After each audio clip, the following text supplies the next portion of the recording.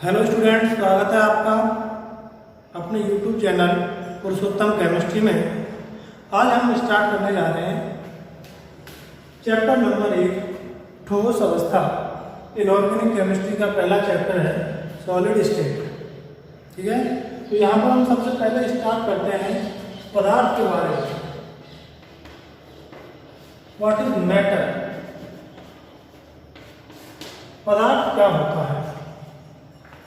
प्रकृति में कोई भी एवरीथिंग जो हमें दिखाई देती है या जिसको हम महसूस कर सकते हैं और जो स्थान लेती है, पदार्थ कहलाता है। कुछ भी जो आपको दिखाई दे रहा है या दिखाई नहीं दे रहा लेकिन आप उसको महसूस कर सकते हैं, वो सभी क्या है? पदार्थ है जो स्थान लेते हैं। मैं इस चौक की बात कर लेता हूँ। चौक मुझे दिखाई दे रहा है, ये कुछ स्थान ले रहा है, इसमें कुछ द्रव्यमान है, क्या है? पदार्थ है। डस्टर है, पदार्थ है। बोर्ड है, पदार्थ। दीवार, पदार्थ। सब कुछ पदार्थ है। अर्थात वे everything which occupy space and have some mass. कोई भी पदार्थ, कोई भी चीज जो स्पेस में स्थान लेती है और उसमें कुछ द्रव्यमान होता है तथा जिसको या तो हम छू सकते हैं या महसूस कर सकते हैं। कुछ चीजें तो हमें दिखाई देती है, मोस्टली दिखाई देती है, ये दिखाई दे रहा सब कुछ हमें, लेकिन कुछ चीजें ऐसी होती हैं जो दिखाई तो नहीं देती, जिनको हम महसूस कर सकते हैं। जैसे वायु, हवा, ये भी एक पदार्थ है लेकिन इसको देखा नहीं जा सकता, इसको महसूस किया जा सकता है, स्थान लेती है। मैं नाक बंद कर लेता हूँ, मुंह बंद कर लेता हूँ तो थोड़ी देर बाद बेचैनी महसूस होती है। क्यों? क्योंकि हमारे अंदर वायु नहीं जा रही, ऑक्सीजन नहीं मिल रही हमें। तो ये तो हो गया पदार्थ जो स्थान लेता है, जो जिसमें द्रव्यमान होता है, ठीक है, और इसको महसूस किया जा सकता है, देखा जा सकता है। अब हम धीरे धीरे टॉपिक की ओर बढ़ रहे हैं। पदार्थ जो है मोस्टली, यदि हम यहाँ पर बात करते हैं कि प्रकृति के अंदर जो पदार्थ हैं वो कितनी अवस्थाओं में पाए जाते हैं, तो प्रकृति में पदार्थ मुख्य रूप से 3 अवस्थाओं में पाए जाते हैं। कौन सी अवस्था? एक तो होती है पदार्थ की ठोस अवस्था, दूसरी अवस्था होती है द्रव, और तीसरी अवस्था होती है गैसीय अवस्था।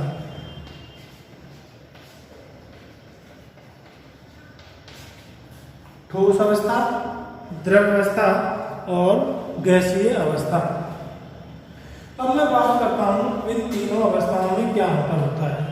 देखिए, कोई भी पदार्थ हो वो छोटे छोटे अवयवी कणों से मिलकर बना होता है। इससे अवयवी कणों से। अब बात करते हैं अवयवी कण क्या क्या हो सकते हैं। अवयवी कण परमाणु हो सकते हैं, अणु हो सकते हैं और आयन भी हो सकते हैं।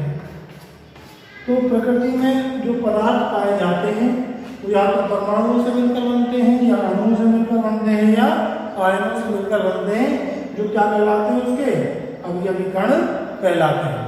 ठीक, तो यहाँ पर जो पदार्थ की 3 अवस्थाएं हैं, ठोस, द्रव और गैसीय अवस्था, इनका निर्धारण भी अवयवी कणों के आधार पर किया जाता है।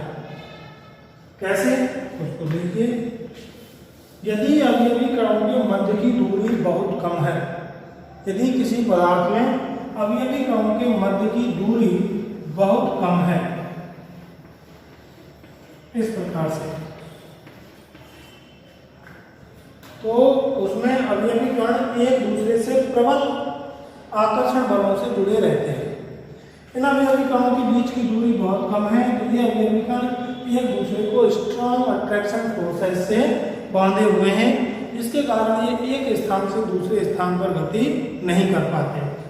तो इस अवस्था को कहते हैं ठोस अवस्था, जिसमें अवयवी कण, परमाणु अणु या आयन, इनके बीच की दूरी बहुत कम होती है और एक दूसरे को प्रबल आकर्षण बलों से बांधे रहते हैं। ठोस अवस्था कहलाती है। द्रव अवस्था में अवयवी कणों के मध्य की दूरी ठोसों की तुलना में अधिक होती है। द्रव अवस्था में अवयवी कणों के मध्य की दूरी ठोस अवस्था की तुलना में अधिक होती है। जिसके कारण अवयवी कणों के मध्य में जो आकर्षण होता है वो आकर्षण बल ठोसों की तुलना में दुर्बल रहेगा। और जब इनके मध्य में आकर्षण बल दुर्बल रहता है तो ये अवयवी कण एक स्थान से दूसरे स्थान पर इजीली मूव कर पाते हैं, आसानी से एक स्थान से दूसरे स्थान पर गति कर पाते हैं। ये अवस्था कहलाती है द्रव अवस्था। अब मैं बात करता हूँ गैसीय अवस्था की। गैसीय अवस्था में अवयवी कणों के मध्य की दूरी बहुत अधिक होती है। अवयवी कणों के मध्य की दूरी बहुत अधिक होती है, जिसके कारण इनके बीच में आकर्षण बल का मान नगण्य होता है, नगण्य मान सकते हैं। दूरी बहुत अधिक होने के कारण इनके बीच में फोर्स ऑफ अट्रैक्शन बहुत कम होता है। इसके कारण ये अवयवी कण एक स्थान से दूसरे स्थान पर फ्रीली मूव कर पाते हैं, स्वतंत्र अवस्था में गति कर पाते हैं। ठीक है, ये हो गए ठोस अवस्था, द्रव अवस्था और गैसीय अवस्था। अब इनका कंपैरेटिवली अध्ययन कर लेते हैं कि इनमें क्या क्या अंतर, क्या क्या इनके गुण होते हैं। ठोस अवस्था में क्या होता है, अवयवी कण के मध्य में प्रबल आकर्षण होता है। इनके मध्य अवयवी कणों, गैसीय अवस्था में अवयवी कणों के मध्य आकर्षण बल नगण्य होता है, और द्रवों में अवयवी कणों के मध्य जो आकर्षण बल है वो ठोसों से कम और गैसों से अधिक होता है। ऐसे कंपेयर करके अब हम दूरी की बात करते हैं। ठोसों में अवयवी कणों के मध्य की दूरी बहुत कम, गैसों में बहुत ज़्यादा, और द्रव अवस्था में ठोसों से अधिक और गैसों से कम होती है। अच्छा, अगले गुण के बारे में बात करते हैं। ठोसों में इनकी जो आकृति है और आयतन है वो निश्चित होते हैं। अवयवी कण एक स्थान से दूसरे स्थान पर गति नहीं कर पा रहा है। मान के चलिए मैं इस डस्टर की बात कर लेता हूँ, तो ये ठोस है और अवयवी कण मैंने इसको कल यहाँ रखा था, जैसा था वैसा ही है। इसकी आकृति भी ऐसी है, इधर से देखिए आयताकार दिख रहा है, कल भी आयताकार थी, आज भी आयताकार है, आकृति निश्चित है। और इसका आयतन, लंबाई, चौड़ाई और ऊंचाई कल के बराबर है सारे पैरामीटर, तो इसका आयतन भी क्या है, निश्चित। तो हम बात करते हैं आकृति और आयतन की। ठोसों की आकृति व आयतन निश्चित होते हैं। गैसों में, द्रवों में क्या होता है, द्रवों में मान के चलिए इनकी, मैं कहता हूँ इनकी आकृति तो पात्र के अनुसार होती है। द्रवों को जिस पात्र में उंडेला जाता है ये उसी के जैसा आकार ग्रहण कर लेते हैं। जैसे मैं एग्जाम्पल ले रहा हूँ 1 लीटर दूध का। 1 लीटर दूध को मैंने लीटर में भरा तो बेलनाकार आकृति ले लेगा। मैंने उसको किसी थाली में कर दिया तो वृत्ताकार आकृति ग्रहण कर लेगा। मैंने किसी आयताकार बॉक्स के अंदर कर दिया तो वो आयताकार आकृति ग्रहण कर लेगा। तो द्रवों की जो आकृति होती है वो परिवर्तित होती है पात्र की आकृति के अनुसार, अर्थात इन्हें जिस पात्र में उंडेला जाता है ये उसी पात्र के समान आकृति ग्रहण कर लेते हैं। तो आकृति पात्र के अनुसार, लेकिन आयतन निश्चित होता है।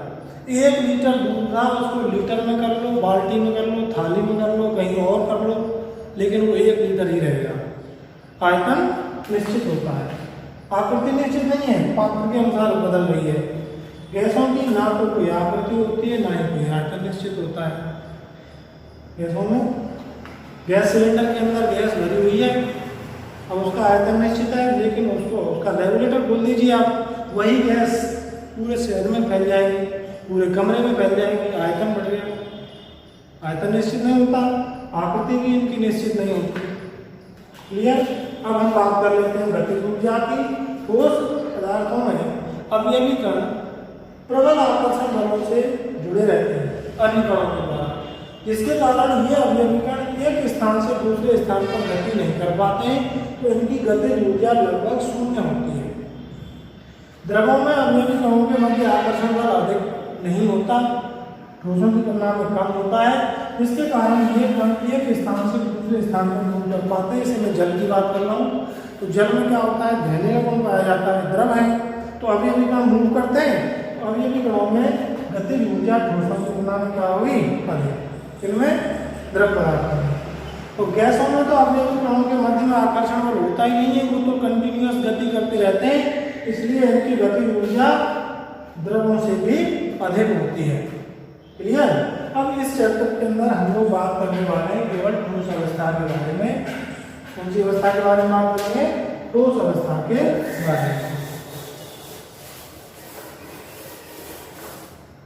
बात कर लेते हैं ठोसों के क्या क्या गुण होते हैं। ये चौक ठोस है, क्या इसको दबाया जा सकता है? नहीं दबाया जा सकता। ठोस असंकीर्ण होते हैं, पहला बिंदु। दूसरा बिंदु, इनकी गति ऊर्जा नगण्य होती है। तीसरा बिंदु क्या होगा? इनके जो अवयवी कण है उनके बीच की दूरी बहुत कम होती है।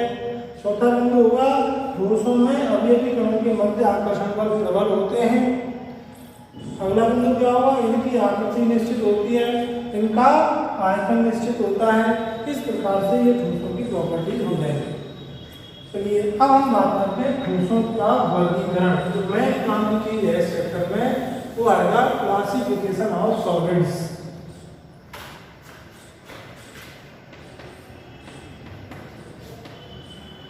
ठोसों का वर्गीकरण, क्लासिफिकेशन।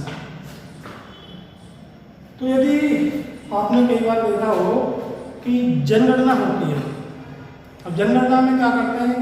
अब की बार जनगणना हुई भाई कितने तो साक्षर हैं, कितने असाक्षर हैं, कितने पढ़े लिखे, कितने बिना पढ़े लिखे। तो ये गणना हुई साक्षरता के आधार पर। फिर 2 महीने बाद फिर जनगणना हो रही है, मतलब अब क्या बात हो रही है साहब? तो अब हो रही है कि 0 से 5 वर्ष तक के कितने हैं और 6 से 18 तक कितने हैं और 19 से ऊपर के कितने हैं। ये किसके आधार पर हुई? आयु के आधार पर। और फिर 6 महीने बाद फिर गणना होगी। तो अब क्यों हो रही है साहब?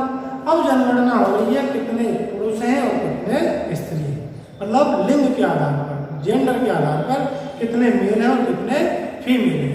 तो किसी भी पदार्थ के किसी भी एनओडीएस का हम वर्गीकरण करते हैं तो वर्गीकरण के अलग अलग आधार होते हैं। यहाँ पर हम ठोसों का वर्गीकरण कर रहे हैं, तो ठोसों के वर्गीकरण को हम 2 आधार से पढ़ेंगे।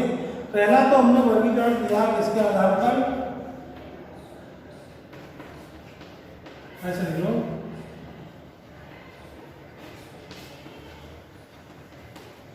अवयवी कणों की फ्रेम में व्यवस्था के आधार पर।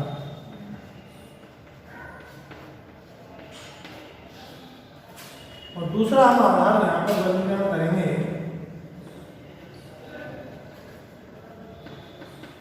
अवयवी कणों के मध्य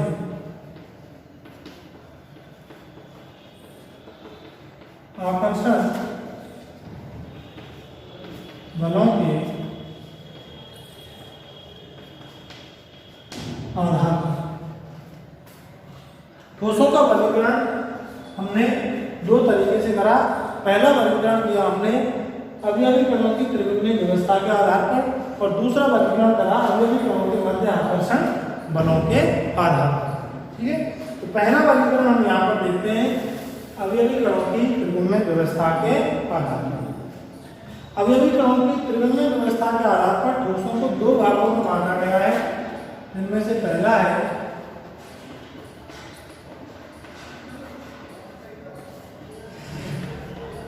क्रिस्टलीय ठोस और दूसरा है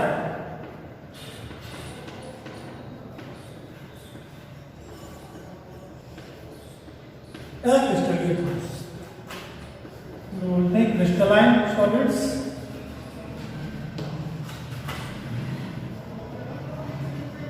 और इनको बोलते हैं एमॉर्फस सॉलिड्स।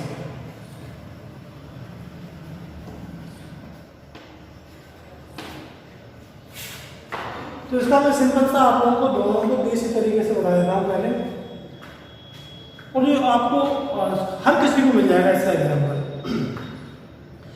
भवन निर्माण होता है, भवन निर्माण में 2 प्रकार की इकाइयाँ होती हैं, अभी खंड मान सकते हैं इसको हम। एक तो हम दीवार बनवाते हैं ईंटों से, ईंट की चिनाई से, और एक दीवार का निर्माण किया जाता है पत्थरों से, पत्थर की चिनाई से। अब उसमें गौर से देखने पर क्या पता चलता है, यदि ईंटों की चिनाई है तो ईंटों का जो पुनरावृत्ति का क्रम है वो नियमित होता है। ईंटों की दीवार में हम देखते हैं कि निश्चित अंतराल के बाद में ईंटों की क्या होती है, पुनरावृत्ति होती है। इस प्रकार से एक के बाद एक, एक के बाद एक, निश्चित दूरी के बाद में दूसरी ईंट का रिपीटिशन होता है। अब मैं बात कर लेता हूँ पत्थर की चिनाई की। पत्थर की चिनाई में यहाँ पर पत्थर मोटा, यहाँ पर ऐसा, और यहाँ पर थोड़ा सा ऐसा कर दिया, फिर यहाँ पर ऐसा, यहाँ पर मसाला कर दिया। इस प्रकार से बड़ी मेरी व्यवस्था होती है। तो क्रिस्टलीय ठोस ऐसे ठोस होते हैं जिनमें अवयवी कणों की त्रिविम में एक नियमित व्यवस्था होती है। ईंटों के समान होती है। अवयवी कणों की त्रिविम में एक नियमित व्यवस्था होती है, अर्थात एक निश्चित क्रम में इनकी पुनरावृत्ति होती रहती है। दीवार को देखते चले जाइए, वही क्रम है। एमोर्फस सॉलिड्स क्या होते हैं? अक्रिस्टलीय ठोस। इनमें अवयवी कणों की व्यवस्था का कोई निश्चित क्रम नहीं होता। कभी छोटा पत्थर आ गया, कभी बड़ा आ गया, कभी खाली जगह होगी, इस प्रकार से। तो अब हम बात करते हैं कुछ डिटेल में क्रिस्टलीय ठोस के बारे में। क्रिस्टलीय ठोस क्या होते हैं? ऐसे ठोस जिनमें अवयवी कण त्रिविम में एक नियमित व्यवस्था क्रम में व्यवस्थित होते हैं, एक निश्चित अंतराल में अवयवी कणों की पुनरावृत्ति होती है, क्रिस्टलीय ठोस कहलाते हैं। एग्जाम्पल है इसके, जैसे लवण, जैसे मैंने बात कर लेता हूँ NaCl की, KCl की, ये सभी क्या है? लवण। मैं धातु की बात करता हूँ, इसलिए जैसे कॉपर, Ag, जिंक, ए, ये भी क्या है आपके? क्रिस्टलाइन सॉलिड्स, क्रिस्टलीय ठोस। क्वार्टज, ये भी क्या है? ये क्रिस्टलीय ठोस है। ठीक, इनमें अवयवी कणों की व्यवस्था का एक निश्चित नियमित क्रम होता है। ठीक, अब मैं बात कर लेता हूँ, इनको कंपेयर करके पढ़ेंगे तो ज्यादा बेटर रहेगा दोनों सॉलिडों को। एमोर्फस सॉलिड्स में क्या होगा? वे ठोस जिनमें अवयवी कणों की कोई नियमित व्यवस्था क्रम नहीं होता है, कोई निश्चित पैटर्न नहीं होता है, अक्रिस्टलीय ठोस कहलाते हैं। क्लियर? अच्छा, एग्जाम्पल लेते हैं। इनके एग्जाम्पल हो गए जैसे प्लास्टिक, रबर, पीवीसी, कांच आदि। इनमें अवयवी कणों का कोई निश्चित क्रम नहीं होता है, नियमित पैटर्न पर ये पुनरावृत्ति इनकी नहीं होती है।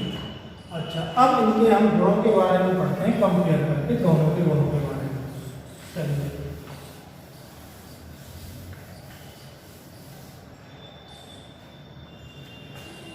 टेबल बनाएंगे। इधर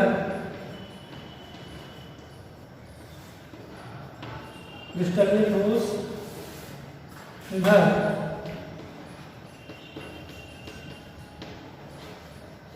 अक्रिस्टलीय ठोस।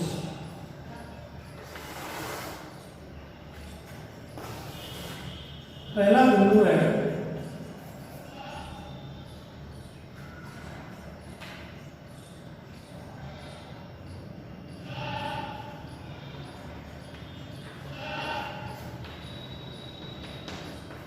अवयवी कणों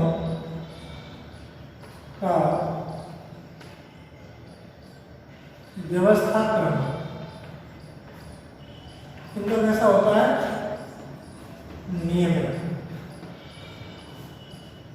अवयवी कणों की व्यवस्था क्रम की बात करें तो क्रिस्टलीय ठोसों में अवयवी कणों की कैसी व्यवस्था होती है?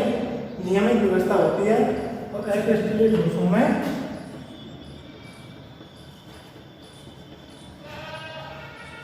अनियमित। इसमें जो व्यवस्था क्रम होता है वो दीर्घ परासी होता है। ऐसा दीर्घ परासी। दीर्घ परासी का मतलब यह है कि उस क्रिस्टलीय ठोस पर यदि अध्ययन किया जाए, कि देखा जाए कि इसमें अवयवी कणों की जो नियमित व्यवस्था है, अवयवी कणों की जो पुनरावृत्ति हो रही है नियमित व्यवस्था क्रम में, वो कितनी दूरी तक है। तो वो दीर्घ परासी का मतलब ये हुआ बहुत अधिक दूरी तक उनमें नियमित क्रम का व्यवस्था क्रम सेम व्यवस्था क्रम रहता है। अनंत दूरी तक बढ़ते चले जाइए, वही क्रम आपको मिलेगा। दीर्घ परासी व्यवस्था। इनमें क्या होता है? लघु परासी। लघु परासी नियमित तो होती है, लेकिन लघु परासी इसलिए जोड़ दिया है क्योंकि हो सकता है कुछ दूरी तक अवयवी कणों की व्यवस्था क्रम नियमित हो, ऐसा हो सकता है। कई बार हम देखते हैं कि कोई रैली निकाली जाती है, छोटे छोटे बच्चों की स्कूलों में निकालते हैं कई बार, तो गुरुजी क्या करते हैं, बच्चों को एक पंक्ति में खड़ा कर लेते हैं और उनसे कहते हैं चलो आपको पंक्ति में चलना है, पंक्ति नहीं तोड़नी, और पंक्ति तोड़ी तो आपको दंड दिया जाएगा। क्या करते हैं, एक गुरुजी आगे हो जाते हैं, एक गुरुजी पीछे हो जाते हैं। तो जैसे पंक्ति चल रही है, अब बीच में से किसी बच्चे ने उद्दंडता कर ली तो गुरुजी तो आगे निकल जाएंगे, ध्यान से समझना मेरी बात को। तो अब क्या होगा, पीछे वाले बच्चे उस पंक्ति को बिगाड़ देते हैं, तो आगे से देखते चले आएंगे, तो वहाँ तक तो क्या है, व्यवस्था ठीक है, लेकिन पीछे से व्यवस्था बिगड़ गई, या फिर कहीं गुरुजी का ध्यान भटक जाता है कहीं से, तो व्यवस्था क्रम क्या हो जाती है, बिगड़ जाती है। दूसरा तरीका समझिए इसको समझने का, हम लघु परासी का, इसका एग्जाम्पल देखिए।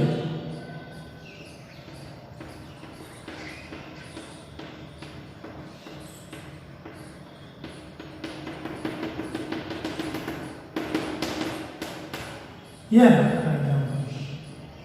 इसमें अवयवी कणों की कोई निश्चित व्यवस्था क्रम नहीं है, कोई पास है, कोई दूर है, कोई एक निश्चित, ये कोई ना इसमें कोई देखा भी नहीं निश्चित, लेकिन गौर से देखने पर यहाँ पर देखिए अवयवी कण इनके बीच की दूरी क्या है, निश्चित है।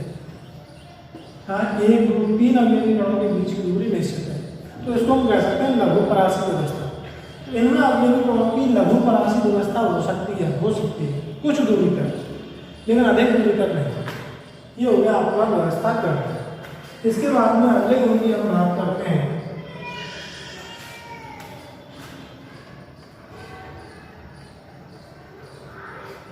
गलनांक। उनके गलनांक होते हैं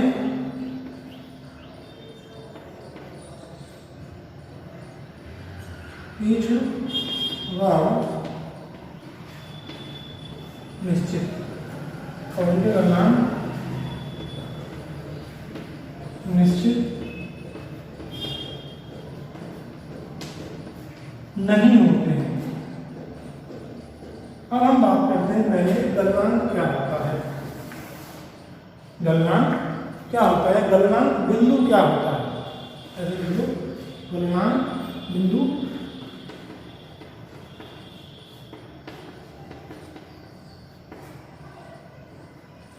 ये एक ठोस पदार्थ है, यदि इसका टेम्परेचर बढ़ाया जाए तो एक निश्चित ताप पर यह द्रवित हो जाता है, ठोस अवस्था से द्रव अवस्था में आ जाता है। उस ताप को, उस बिंदु को कहते हैं इसका गलनांक, वह ताप जिस पर ये द्रवित हो रहा है, ठोस अवस्था से द्रव अवस्था में आ रहा है, वो इसका गलनांक कहलाता है। लेकिन गलनांक की परिभाषा एक और हम पढ़ते हैं, वह ताप जिस पर कोई पदार्थ ठोस व द्रव दोनों अवस्थाओं में एग्जिस्ट करता है, अर्थात ठोस व द्रव दोनों ही अवस्थाओं में साम्य अवस्था में रहता है, उस पदार्थ का गलनांक को कहलाता है। जैसे मैं बात कर लेता हूं जल की, 0 डिग्री सेल्सियस -10 डिग्री सेल्सियस की बात करता हूं। -10 डिग्री सेल्सियस पर जल जो है वो ठोस अवस्था में होता है बर्फ के रूप में, और मैं 25 डिग्री सेल्सियस की बात करता हूं तो वही बर्फ द्रव अवस्था में पाई जाती है, द्रव अवस्था में। दोनों स्थिति ठोस में भी है, -10 डिग्री सेल्सियस पर ये द्रव भी है। अब गलनांक का क्या है बिंदु, इसको समझिए। बर्फ का टेम्परेचर हम बढ़ा रहे हैं, -10 से धीरे धीरे टेम्परेचर बढ़ा रहे हैं, तो टेम्परेचर बढ़ाने पर 0 डिग्री सेल्सियस पर जो बर्फ है वो ना तो कम्प्लीटली ठोस अवस्था में होती है और ना ही कम्प्लीटली द्रव अवस्था में होती है, अर्थात जितनी बर्फ द्रव में जा रही है, पानी में बदल रही है, उतना ही पानी बर्फ में बदल रहा है। इस बिंदु को कहते हैं इसका गलनांक, वह ताप जिस पर कोई ठोस, द्रव और ठोस दोनों अवस्थाओं में रहता है, साम्य अवस्था में रहता है, गलनांक कहलाता है। तो ठोसों का गलनांक क्रिस्टलीय ठोसों के गलनांक कैसे होते हैं, तीक्ष्ण व निश्चित, और इनके गलनांक निश्चित नहीं होते हैं। अब तीक्ष्ण व निश्चित का एग्जाम्पल समझिए। मान के चलिए मेरे पास में ये कोई क्रिस्टलीय ठोस है, ध्यान से समझना, तीक्ष्ण व निश्चित का मतलब क्या हुआ, क्रिस्टलीय ठोस है। अब मैं इसका टेम्परेचर बढ़ाता हूँ, तो टेम्परेचर बढ़ाने पर क्या होगा, बढ़ा रहा हूँ 10 डिग्री से 20 डिग्री सेल्सियस करा, 20 से 30 करा, 30 से 40 डिग्री सेल्सियस करा, ध्यान से समझना। तो अभी इसकी अवस्था में कोई परिवर्तन नहीं हो रहा। और मान के चलते हैं इस पदार्थ का जो गलनांक है वो है 49 डिग्री सेल्सियस। कितना है गलनांक? 49 डिग्री सेल्सियस। ध्यान से देखो, 10 से 20 डिग्री करा, 20 से 30 करा, 30 से 40 करा, 40 से 45 करा, लेकिन इसकी अवस्था में कोई परिवर्तन नहीं हुआ। 45 से 48 करा, अब भी इसकी अवस्था में कोई परिवर्तन नहीं हुआ। 48 से 48.8 करा, फिर भी इसकी अवस्था में कोई परिवर्तन नहीं हुआ। ठोस था, ठोस ही है। 48.9 करा, कोई परिवर्तन नहीं हुआ।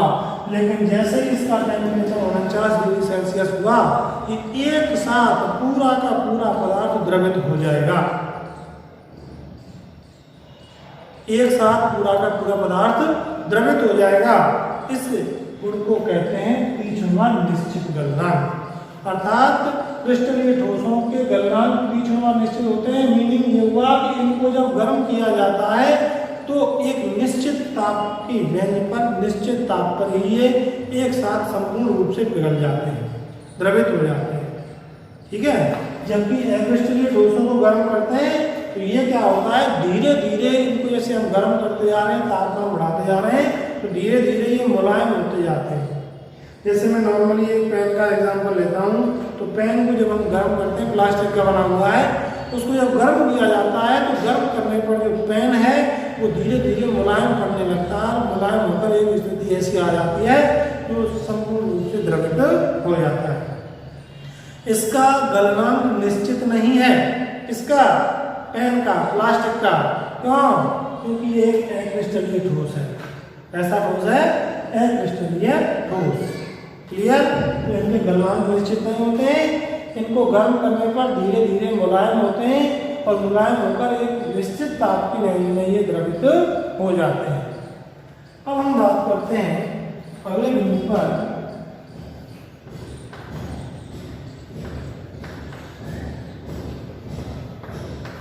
दस सेक्टर बहुत इंपोर्टेंट है। 10 सेक्टर क्रिस्टलीय ठोस होते हैं विषम दैशिक प्रकृति के।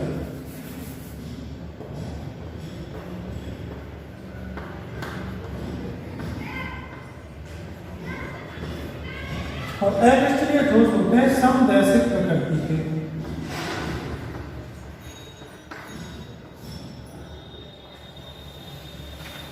और जो समदैशिकता और विषमदैशिकता क्या है इसको समझिए।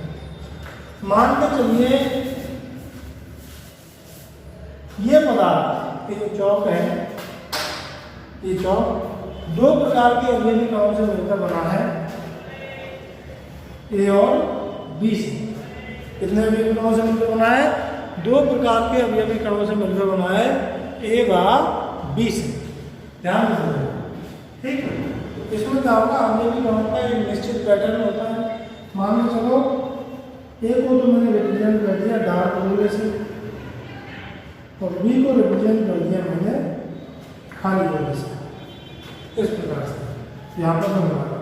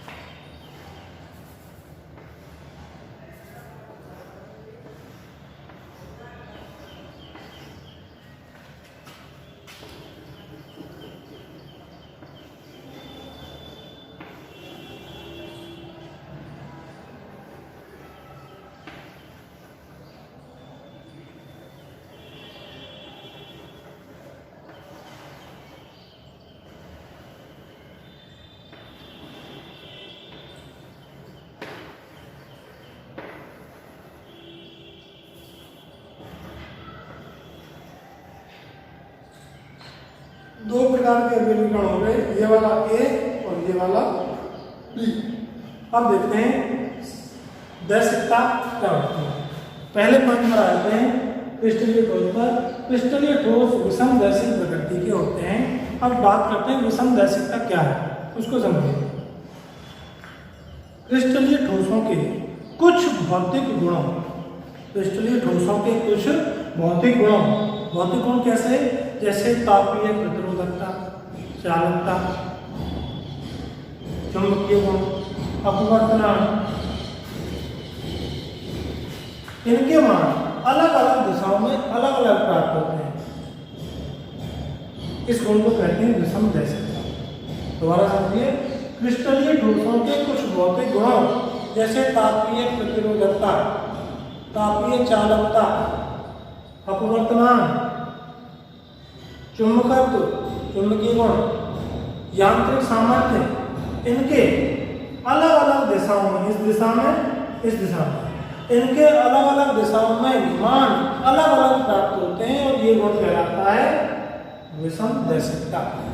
जैसे मैं अपवर्तनांक की बात कर रहा हूँ, तो अपवर्तनांक के लिए क्या कर रहा हूँ मैं एक प्रकाश किरण गुजार रहा हूँ यहाँ से, ऐसे। ये किरण है आपकी ए बी, मैंने एक प्रकाश किरण गुजारी ए बी। तो इस प्रकाश किरण के मार्ग में दोनों प्रकार के अवयवी कण आ रहे हैं, बी ए बी, अलग अलग प्रकार के अवयवी कण आ रहे हैं। इसका मान जो प्राप्त होगा एक्स वाई जेड जो भी है, एक्स वाई जेड, इस दिशा में, ए बी दिशा में इसका मान क्या है, एक्स वाई जेड। अब मैं क्या कर रहा हूँ, एक दूसरी प्रकाश की किरण इस दिशा में गुजार रहा हूँ। मान के चलिए ये दिशा है सी डी, कौन सी, सी डी। सी डी दिशा में जो प्रकाश की किरण जा रही है, इस किरण को देखो, ये कैसा कण है बी, ये भी कैसा बी बी बी। इस दिशा में इस किरण के मार्ग में एक ही प्रकार के अवयवी कण आ रहे हैं, केवल बी टाइप के, केवल बी टाइप के। तो इस दिशा में इसका जो अपवर्तनांक का मान है वो कैसा प्राप्त होगा, इससे अलग प्राप्त होगा, क्योंकि यहाँ पर तो केवल बी प्रकार के कण आ रहे हैं और इस दिशा में ए बी प्रकार के कण आ रहे हैं। समझ गए नहीं समझे? तो अपवर्तनांक के मान ए बी और सी डी दिशा में अलग अलग प्राप्त होंगे और ये गुण क्या कहलाएगा इनका, विषम दैशिकता। ये क्रिस्टलीय ठोसों का गुण है। कौन से ठोसों का, क्रिस्टलीय ठोसों का गुण है विषम दैशिकता, अर्थात अलग भौतिक गुणों का मान अलग अलग दिशाओं में अलग अलग प्राप्त होता है। जबकि क्रिस्टलीय ठोस कैसे होते हैं, समदैशिक प्रकृति के होते हैं। इनके भौतिक गुणों का अलग अलग दिशाओं में मान लगभग समान प्राप्त होता है, इसलिए कैसे होते हैं, समदैशिक प्रकृति के होते हैं। अगला बिंदु, इसको बना रखो, समझने के लिए जरूरी है। अगला बिंदु आ जाते हैं यहाँ पर, जो क्रिस्टलीय ठोस होते हैं ये वास्तविक ठोस होते हैं, ये ट्रू सॉलिड होते हैं वास्तविक रूप से। यदि हम बात करते हैं कम रूम टेम्परेचर की, तो रूम टेम्परेचर पर ये ठोस अवस्था में ही पाए जाते हैं। अवयवी कणों के मध्य प्रबल आकर्षण बल होते हैं, इसमें क्रिस्टलीय ठोसों में। जबकि मैं बात करता हूँ यहाँ पर लिखता हूँ अगला गुण, प्रकृति की बात कर लो, ये है आपके वास्तविक ठोस।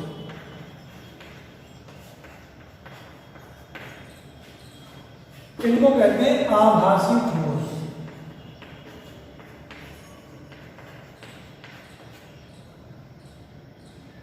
या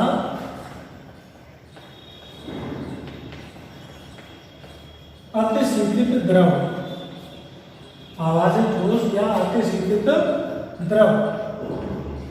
क्या है आभासी ठोस, अतिशीतित द्रव? ये तो वास्तविक ठोस होते हैं, रूम टेम्परेचर पर ठोस अवस्था में पाए जाते हैं। टेम्परेचर बढ़ा दो थोड़ा सा, कम हो तो कोई फर्क नहीं पड़ेगा इतना खास। अब हम बात करते हैं आभासी ठोस की। आभासी ठोस नाम से पता चल रहा है कि ये ठोस नहीं है, ये तो ठोस की आड़ में कोई और है, ठोस की आड़ में कोई और है, आभासी ठोस होते हैं।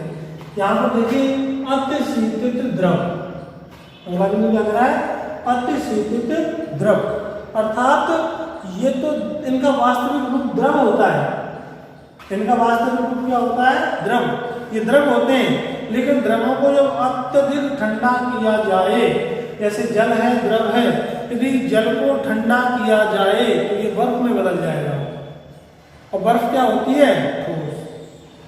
बर्फ हमें ठोस दिखाई दे रही है, ये हम एक्चुअल में है नहीं, हमें आवाज हो रहा है ठोस है, लेकिन वास्तविक रूप क्या है बर्फ का? द्रव। क्योंकि ये तो अतिशीतित द्रव है, इसको ठंडा करा हमने तब जाके ठोस में बदली। तो जो अक्रिस्टलीय ठोस होते हैं तो वास्तविक ठोस नहीं होते, आभासी ठोस होते हैं, अतिशीतित द्रव होते हैं, super cooled liquids, pseudo solid इनको कहते हैं। इनका वास्तविक रूप द्रव होता है। ठीक है, यही कारण है कि जो भवन है, पुराने महल, पुराने भवन, उनकी जो खिड़कियों के कांच होते हैं, कोई संग्रहालय म्यूजियम वगैरह जाए तो देखना कि पुराने महल भवनों की खिड़कियों के कांच ऊपर से थोड़े पतले होते हैं और नीचे से थोड़े मोटे होते हैं। क्या कारण है इसका? कि ये जो कांच है, ये एग्जाम्पल लगाए थे सबसे शुरुआत में, जो कांच होता है वो एक अतिशीतित द्रव है, अक्रिस्टलीय ठोस है। और अक्रिस्टलीय ठोस क्या है? अतिशीतित द्रव।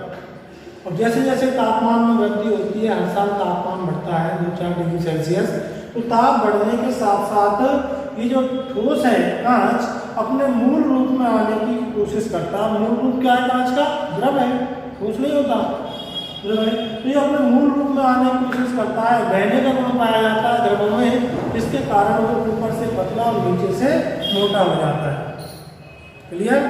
तो बहुत इंपॉर्टेंट क्वेश्चन बना है ये, और आ भी चुका है बोर्ड में कि पुराने भवनों की खिड़कियों के कांच ऊपर से पतले और नीचे से मोटे होते हैं। क्यों?